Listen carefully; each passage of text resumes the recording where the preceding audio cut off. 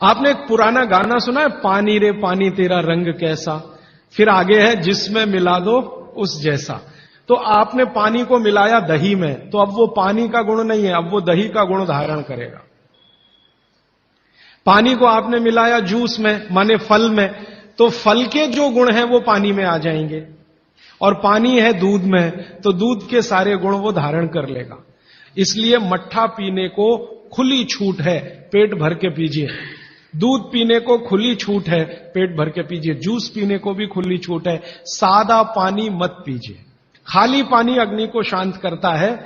जी राजीव भाई, आइसक्रीम खाने के बाद हम लोग कॉफी या चाय पी के और उसका ये सवा सत्यानाश।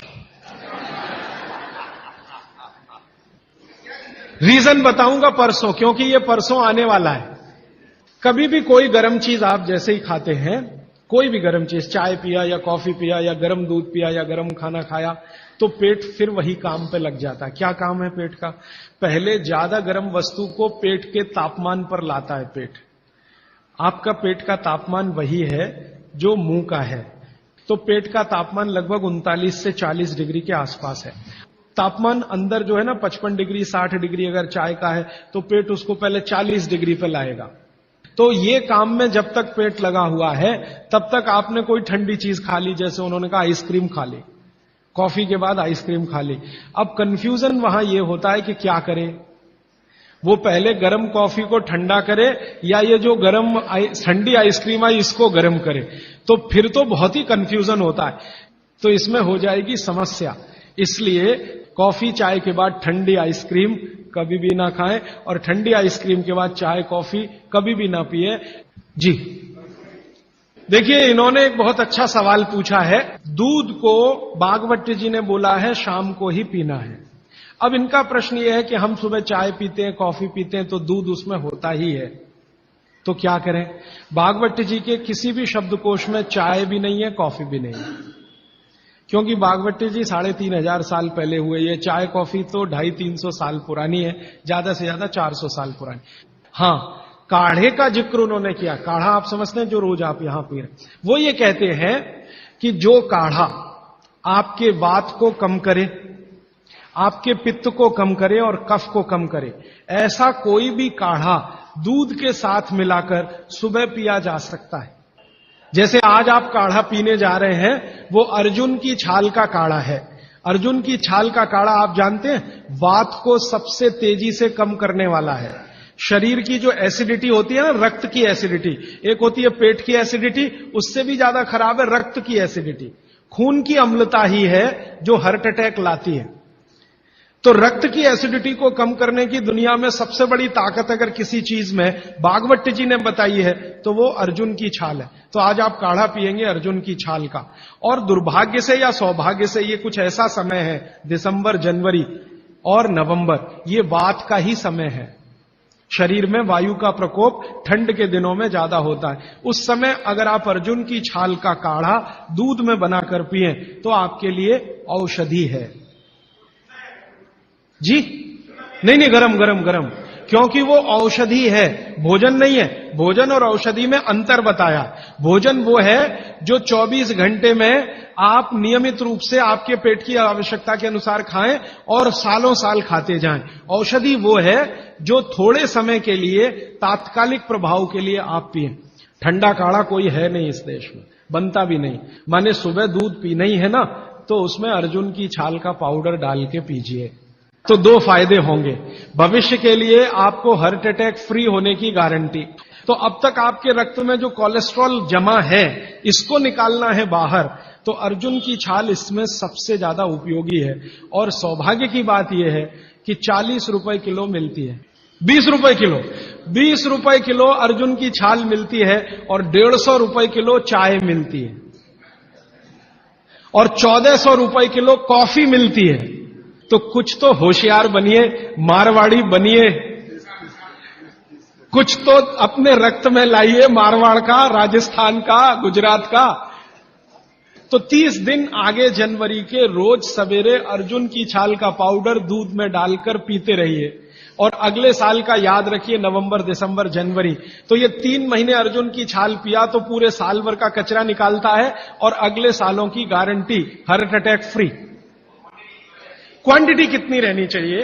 1 गिलास दूध तो आधा चम्मच अर्जुन की छाल का पाउडर, आधा चम्मच माने टी स्पून, और इसमें अगर गुड़ मिलाएंगे तो बहुत अच्छा।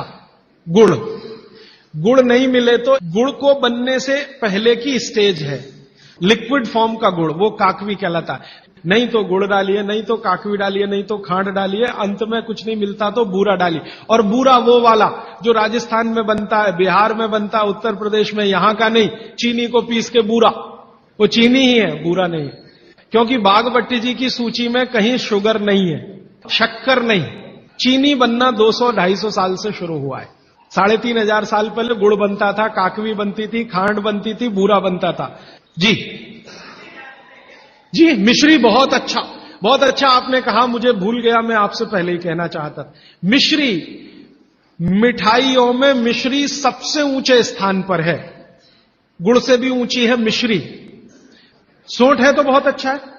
अर्जुन छाल और सोंठ दोनों का ही गुण है वात को खत्म करने का, तो वात के रोगी तो जरूर पिए इसको। और वात के रोग क्या क्या है आप जानते हैं? ये घुटने का दर्द, कमर का दर्द, कंधे का दर्द, हार्ट अटैक, डायबिटीज, ये सब वात के रोग हैं। कहा जाता है कि दाल और दही साथ में नहीं लेना चाहिए। बहुत जन कहते हैं तो हम दाल चावल खा लेते हैं और उसके बाद अगर खाने के बाद छाछ पी लेंगे तो क्या वो सही रहेगा? देखिए, जैन अगर आप में से कोई है तो मेरी बात तुरंत समझ जाएंगे। द्विदल समझते हैं? एक दाल के जिसके द्विदल के साथ दही का निषेध है। बागभट्टी जी ने भी कहा है, महावीर स्वामी ने भी कहा है, गौतम ऋषि ने भी कहा, सबने कहा द्विदल के साथ दही का निषेध है। तो अब इनका प्रश्न है कि हमने तो दाल चावल खाया, चावल तो ठीक है, दाल तो द्विदल ही है, अरहर की खाएं, मूंग की खाएं, मसूर की खाएं तो द्विदल है। तो द्विदल के साथ दही कैसा? तो उसके लिए बागभट्टी जी कहते हैं कि कभी भी द्विदल के साथ अगर दही खाएं तो अच्छा है ना खाएं, लेकिन खा रहे हैं तो 2 बातों का ध्यान रखें कि दही की तासीर बदले और उसकी तासीर को बदलकर जैसी दाल है वैसी तासीर करें, माने दही का प्रोटीन कंटेंट बढ़ाएं, वैसे तो है और ज्यादा बढ़े।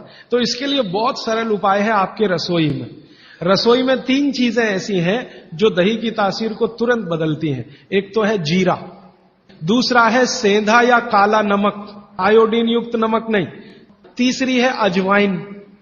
तो मेरा ऐसा निवेदन है कि अगर आप ताक पी रहे हैं दाल चावल के साथ तो अजवाइन का, जीरे का बघार ले लें और थोड़ा सेंधा नमक डाल लें, फिर पी लें। अदरक की जगह सूंठ। दही में कभी भी अदरक उपयोग नहीं होता, सूंठ उपयोग होता है। अदरक और सूंठ में थोड़ा अंतर है। सूंठ तो अदरक से ही आता है, लेकिन सूंठ का गुण अदरक से ज्यादा है। फ्रूट्स खा सकते हैं भरपेट। वैसे फ्रूट्स का बागभट्टी जी कहते हैं सुबह खाएं खाली पेट तो सबसे अच्छा, माने नाश्ता ही फ्रूट का करें। जूस भी पीना है तो फ्रूट का पिए, तो सुबह का समय फ्रूट्स के लिए सबसे अच्छा है। लेकिन बाकी समय में भी आप फ्रूट्स कभी भी खा सकते हैं जो प्रकृति के द्वारा पकाया गया, माने कैल्शियम कार्बाइड मिला के नहीं पकाया गया। छाछ शरीर के लिए ठंडा करता है तो बच्चों को भी दे सकते हैं? दे सकते हैं जी, दे सकते हैं बिल्कुल। अजवाइन डाल के बच्चों को, 3 महीने के बच्चे को अजवाइन की छाछ दी जा सकती है।